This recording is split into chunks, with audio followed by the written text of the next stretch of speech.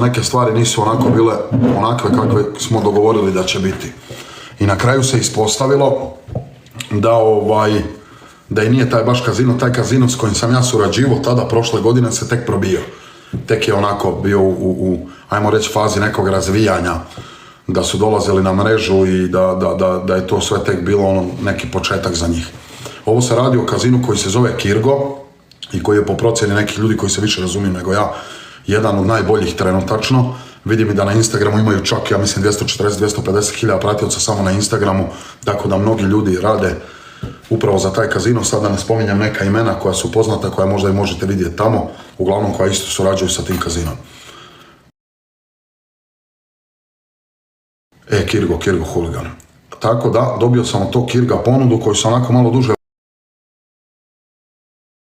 vremena razmatrao, pošto čekam da vidim kako će se razviti ova situacija sa Helom,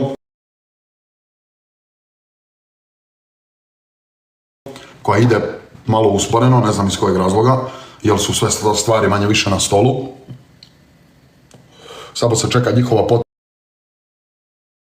potvrda da potvrde, ali dobro. Prihvatio sam to, vratio sam Stuarta ljudi iz daleke Australije, to je taj bio i u Srbiji. Nisam ljudi još ni sebi završio to za Hell, a nije me Vladimir ništa privatno zvao, tako da o tom potom ne znam ni što se mene tiče ljudi kakva će biti situacija za ovu godinu. Kažem vam, sve manje više na stolu, ali sve se čeka da se potvrdi. Uglavnom, što se tiče Kirga i što se tiče tog kazina, dogovorio sam sa njima, sklopio sam neki ugovor sa njima, streamat ću 4 puta nedeljno po nekih sat, 2, ovisi koliko budemo, kako nas bude išlo. Zamolio bi sve ljude koji me vole, sve ljude koji me prate da skinu Kik aplikaciju. Preko Kika možete da me pratite uživo.